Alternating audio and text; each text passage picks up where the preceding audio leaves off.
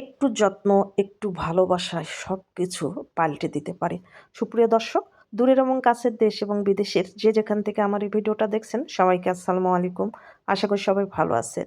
আজ আমি আপনাদেরকে রান্না করে দেখাবো খুবই লোভনীয় স্বাদে মুরগির মাংস ঝাল ঝাল ভুনা। আশা করি ভিডিওটা আপনাদের ভালো লাগবে। আপনারা যারা নতুন রাঁধুনি ব্যাচেলার ভাই আপু, কর্মব্যস্ত আপুরা আছেন, এমনকি যারা বিদেশে থাকেন, তারাও চাইলে আমার এই রেসিপিগুলো হুবহু ফলো করে রান্না করে দেখতে পারেন। চলুন তাহলে কথা না বাড়িয়ে আমরা মূল ভিডিওতে চলে যাই। সুপ্রিয় দর্শক, এখানে আমি প্রায় 2 কেজি ওজনের একটা মুরগি নিয়েছি। আর এই মুরগিটা হলো লেয়ার মুরগি, ডিম পাড়া মুরগি। তো আমি কেটে ধুয়ে পরিষ্কার করে পানি ঝরিয়ে নিয়েছি। আর চুলায় একটা কড়াই বসিয়ে দিয়েছি। এর মধ্যে দিয়ে দিয়েছি তেল। তেলটা ভালোভাবে গরম হয়ে আসলে দিয়ে দিয়েছি তেজপাতা, দারচিনি, ছোট এলাচ, বড় এলাচ দিয়ে নেড়ে চেড়ে সুন্দর একটা ফ্লেভার আসলে অ্যাড করে দিয়েছি 1 কাপ পরিমাণ পেঁয়াজ কুচি আর কয়েকটা কাঁচামরিচ দিয়ে নেড়ে চেড়ে পেঁয়াজটাকে হালকা গোল্ডেন কালার করে ভেজে নিয়েছি। আর এর চেয়ে বেশি কালার নিয়ে আসবো না, কারণ আমি এই পর্যায়ে অ্যাড করে দিচ্ছি 1 টেবিল চামচ আদা রসুনের পেস্ট।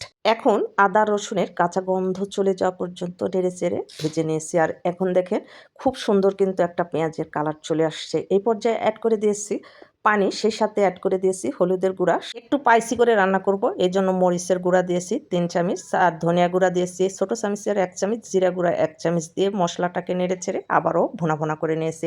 আর কালারটা দেখেন কতটা সুন্দর আসছে। পেঁয়াজ যদি বেশি বেরেস্তা করে ফেলেন তাহলে কিন্তু কালারটা সুন্দর আসবে না, কালচে কালার চলে আসবে।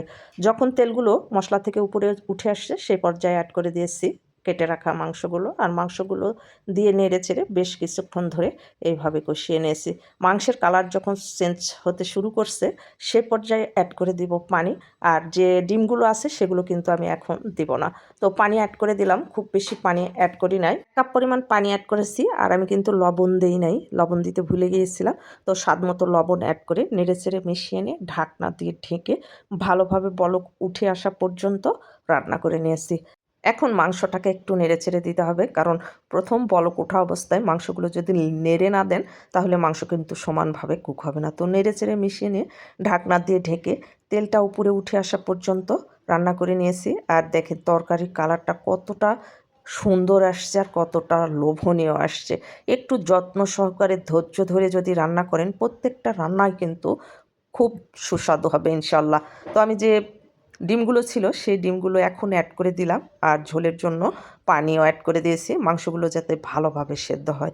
আমি ঢাকনা দিয়ে ঢেকে প্রথমে ভালোভাবে বলক উঠে আসছে, তারপর চুলার জালটাকে কমিয়ে মাংসগুলো সেদ্ধ হওয়া পর্যন্ত রান্না করে নিয়েছি। আর রান্নাটা কিন্তু আমার কমপ্লিট হয়ে গেছে। দেখেন আমি চুলার জালটা অফ করে দিয়েছি আর উপর দিয়ে ভাজা জিরার গুঁড়া ছড়িয়ে দিয়েছি। আপনারা যদি ভাজা জিরার গুঁড়া খেতে পছন্দ না করেন সেক্ষেত্রে পেঁয়াজ বেরেস্তা দিতে পারেন, তবে আমার মতে ভাজা জিরার গুঁড়াটাই একেবারে পারফেক্ট হয়। আর ফ্লেভারফুলও লাগে অনেক, খেতে অত্যন্ত সুস্বাদু হয়। আর ফাইনাল লুকটা দেখেন কতটা ইয়ামি। গরম ভাতে 1 লোকমা ভাত এই ঝোলটা দিয়ে যদি মুখে দেন ফিদা হয়ে যাবেন, ট্রাস্ট মি। এইরকম মজার মজার আর সহজ নিত্য নতুন রেসিপিগুলো পেতে আমার চ্যানেল সাবস্ক্রাইব করে পাশে থাকা বেল আইকনটা ক্লিক করে রাখবেন, যেন নতুন কোনো ভিডিও ছাড়ার সঙ্গে সঙ্গে নোটিফিকেশান সবার আগে আপনার কাছে পৌঁছে যায়। আর যারা ফেসবুক থেকে দেখবেন প্লিজ ফেসবুক পেজটাকে ফলো দিবেন, লাইক কমেন্ট শেয়ার করে আমার পাশে থাকবেন। ভালো থাকবেন সবাই, দেখা হবে পরবর্তী ভিডিওতে। আল্লাহ হাফেজ।